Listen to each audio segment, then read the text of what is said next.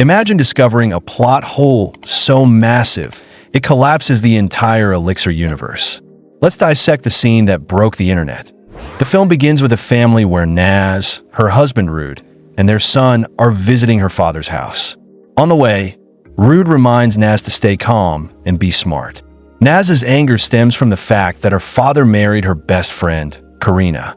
Rude warns her that if she keeps fighting, she'll end up with nothing, while the other woman will take everything. Naz's father, who owns a pharmaceutical company, recently attracted a major investor interested in buying the business, potentially making them all wealthy.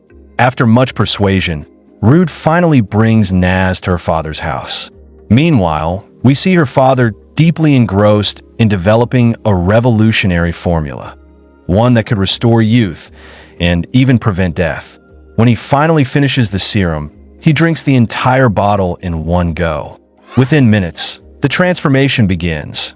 Wrinkles vanish, his muscles tighten, and his skin regains its youthful glow.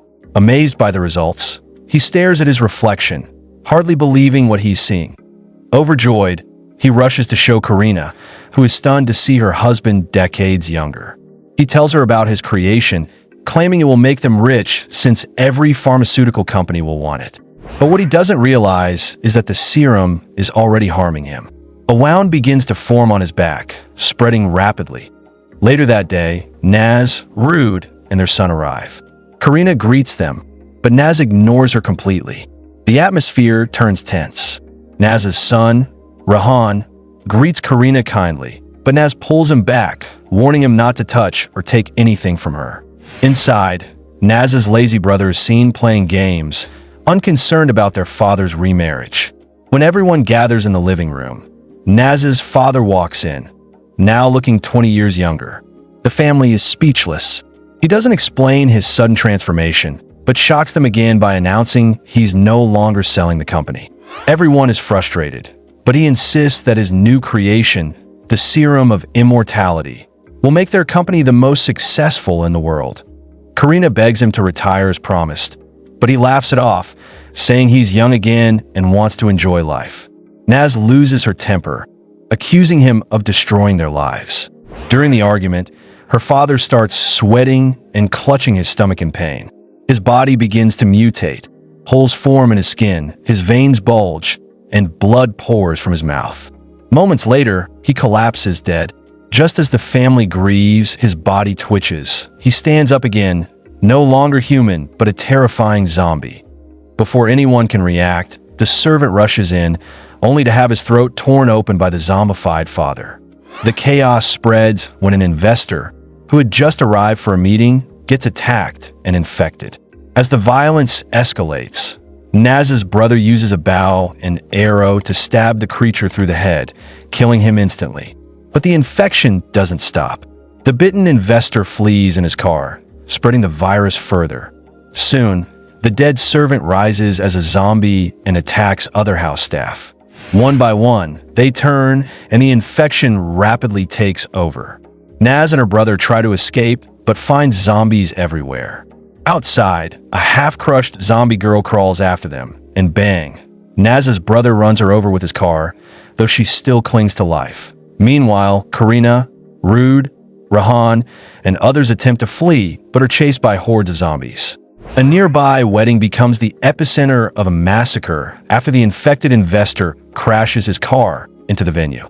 Within minutes, everyone there turns into zombies. The outbreak grows uncontrollable. The survivors regroup. Rude is bitten and slowly begins to transform. Before turning, he hugs his son one last time and asks Karina to protect him. He soon becomes a zombie and attacks them, forcing Karina to trap him inside the house and flee with Rahan. Naz and Bang make it to a police station, but no one believes their story until officers investigate and witness the horror themselves. They report back, confirming the zombie outbreak. As more zombies approach, the police fortify the station, but even there, infection spreads. One bitten officer turns and attacks his colleagues, while communication with other stations fails. Karina manages to contact Naz, telling her that everyone else has died and only she and Rahan are left. Naz encourages her to stay strong and promises to reunite soon.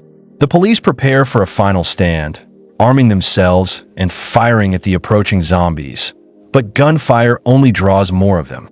Just as they're about to be overwhelmed, a heavy storm begins. The rain weakens the zombies, allowing a few survivors to escape. Elsewhere, Rude, now fully turned, breaks free and leads more zombies toward the survivors' hideout. Karina and Rahan find a bike and escape, meeting up with Naz and Bang. Overjoyed, Naz drives a truck to protect them, running over several zombies. But the truck soon loses control and crashes. Surrounded, the group fights back, but Bang gets caught and killed. Chaos continues. A police officer sacrifices himself by detonating explosives, killing many zombies, and allowing Naz, Karina, and Rahan to escape. However, Naz realizes she's been bitten. She hugs her son, forgives Karina for everything, and tells her to take care of Rahan. Then she shoots herself before she can turn. In the aftermath, Karina raises Rahan in a now quiet world. The zombie virus seems contained, until the final scene reveals an old business associate of Naz's father in another country.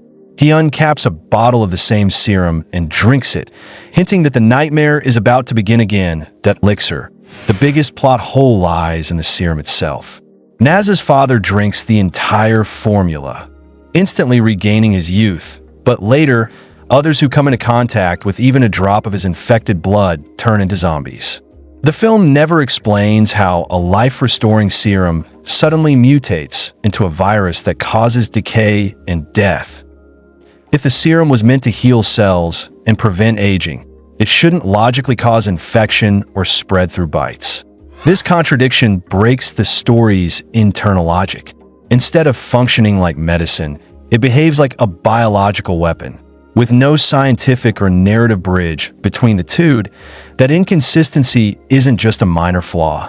It collapses the film's universe because it undermines the entire premise of the story. A miracle cure for immortality, turning people into monsters without any clear cause. Agree? Disagree? Watch it again, and let's start a comment civil war. And if you're obsessed with hidden movie secrets, smash that bell. Our next video might ruin your childhood.